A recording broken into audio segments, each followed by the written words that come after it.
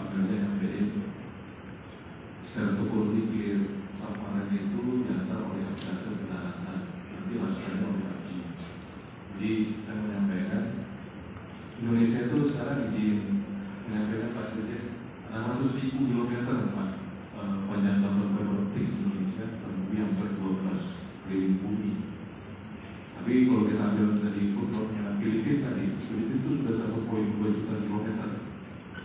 Bayangkan luas negara kita dengan Filipina itu sudah memang ekuatorial, tapi luas wilayahnya kok bisa banyak kabel Filipina 1,2 juta kilometer. Nah, penetrasi kita Indonesia, kalau saya ambil ya 514 kabupaten kota, plus 4 provinsi di Papua yang baru ditetapkan di Komisi 1 DPR RI, itu baru 30%. Kurang lebih ya ada 150 kabupaten kota yang potensial market itu. Nah, ini jadi persoalan. Tadi Pak Ketua Mati, Pak Andra sampaikan, ini persoalan sama. Kita tuh lebih ada double di Pulau Jawa. Sehingga akhirnya kita ketemu, mungkin Pak di depan kantor ini bisa jauh-jauh deh, rumah lurah mana-mana bisa jauh-jauh. Depan kantornya kabarnya kacau. Jadi ada penumpukan pemain. Jadi saya sampaikan juga kemarin kepada teman-teman Kominfo agar kita bisa menganalisis. Tadi saya sempat diskusi sebentar dengan Bu Lita di Bupati agar semua pemain itu terintegrasi. Jumlah pemain juga harus kita bahas. Ya. Kelayakan atau mungkin satu kota berapa pemain. Sehingga akhirnya kita bisa 100 meter itu pencapaian bersama. Nah, topologinya harus diatur secara dinamis dan bisnis. Tapi pertanyaan pentingnya, izin Pak Dirjen, itu kemampuan beli masyarakat kita pernah analisis. Agak sekarang saja kalau tadi Pak bilang 10-20 meter, dari 100-300 ribu, gitu. Petani mampu beli komunikasi fiber optik, kasih internet. Nah, ini kan pertanyaan lagi, izin Pak Sarwono.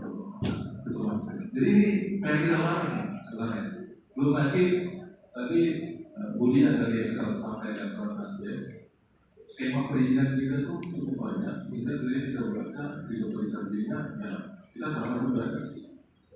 Mendekati orang produksi hampir 7-15%, 12-13%. Kalau kita ambil pada Dirjen, Kolegial Consulting di atas 10% itu kan sehat di kita. Ya, itu pertama nih isunya. Kedua, makanya saya minta tadi satelit kita dari parameternya itu terlalu jauh di pantai. Nah, mau izin 100 kilo, 200 kilo itu tarik ke dalam, biar industri bisa menerjemahkan ke dalam. Kalau tadi tidak, kita bicara, saya katakan itu jadi ngomong menakutkan. Investasi susah, ya. Terus costnya seperti apa, break-even point di mana, gitu. Tapi kalau kita bisa improve dengan kementerian lembaga terkait, banyak daerah pinggiran kita itu bisa jadi role model Bali-Bali, the next Bali. Kita cukup banyak menggerakkan ekonomi di sana. Jadi ini catatan kita. Artinya, terakhir saya mungkin sama beberapa teman di Jogja gitu, apa yang bisa kita dorong terhadap percepatan penyediaan bandwidth dan seterusnya. Terlepas teknologi nanti ada AI, dan politik, dan makro, secara dunia, dan kita tahu itu lebih ke coverage, dan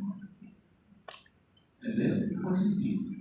Karena dengan capacity dan coverage itu meningkatkan semua instrumen pelaku ekonomi sampai UMKM. Mereka mencatat sekarang dia juga buat pendidikan latihan kepada daerah-daerah pesisir. Kurang lebih gitu. Jadi sebenarnya dari saya 100 Mbps itu adalah roadmap tujuan itu berjalan bersama. Tapi harus ada pertimbangan beberapa hal yang mendasar. Mungkin kayak meditasi. Ini para senior Pak Desi. Baik, terima kasih Pak Jerry, terima kasih tadi. Mungkin ada yang ingin menanggapi? Linda, Pak Reza?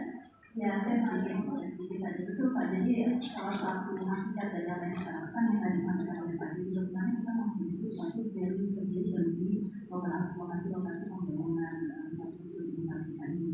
Dan tadi saya sudah sampaikan di awal bahwa saat ini kita sedang menyusun proyek nasional infrastruktur digital, di mana semua player ini kita pastikan berikut. Dianalisa dengan baik. Ini nanti akhirnya juga salah satu yang akan kita langsungkan ya. Terima kasih. Baik, terima kasih. Dan Pak Reza ingin menambahkan sedikit. Arif. Pak Jerry yang ngomong saya tahu nggak? Aku.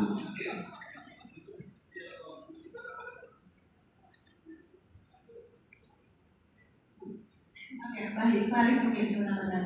Mungkin sedikit dari yang disebut masalah harga. Jadi sebenarnya masalah affordable dan affordable, kalau saya sih kemudian tapi main kalau bisa diperhatikan. Jadi itu tentang batas harga, batas bawah dan batas atas. Apalagi nanti juga memang mau kita apply benar 100 mega yang jadi konsumsi kita itu berapa harga ini menjadi. Kalau kita terapkan 100 mega di harga batas yang kita 100 sampai 3.000, tentunya nih teman-teman di ISP itu juga akan siap. Dan ini yang perlu diberikan perhatian sama secara kualitas, tapi juga bagaimana penetapan harga secara nasional tadi. Jadi sehingga mereka ini struktur cost-nya juga bisa sehingga harga itu bisa diterima oleh semua pihak. Baik. Tadi sebetulnya sudah ditanyakan dan dijawab kayak diskusi sebelumnya, semoga terjawab dan tentu diskusi juga akan terus kita lanjutkan ya berkaitan dengan hal ini. Pak Sarwoto. Ya, saya ingin mengomentari tadi yang sebagai contoh ya, tentang palaparing. Jadi palaparing itu adalah suatu contoh di mana terjadi nantinya itu ada sinergi antara inisiatif pemerintah dengan inisiatif telco. Telco itu tentu dengan semua supporternya ya. Telco itu kan penyelenggara seperti yang tadi saya lihat sih, supporternya banyak di RG, banyak di Asbintel, penyelenggara Saudi. Jadi mengapa ini suatu contoh penting adalah karena Indonesia yang sangat luas ini akan membutuhkan sesuai dengan judulnya semua teknologi yang berkembang, baik itu satelit sampai dengan akses maupun backhaul. Ya, kemudian kita contohkan palaparing di mana dia adalah highway, dia backhaul, dia bisa mengcapture semua traffic dari users. Ya. Dan ini menjadi suatu kombinasi yang menarik. Mengapa? Karena ring-ring di daerah yang menurut swasta itu tidak profitable, misalnya daerah Natuna, ya. Kemudian daerah yang lain di timur, swasta akan masuk dengan subsidi SKK dan itu, sehingga apa yang tadi disampaikan, 100 km nih dari darat gitu. Maka ini hari ini ada suatu inisiatif yang namanya integrasi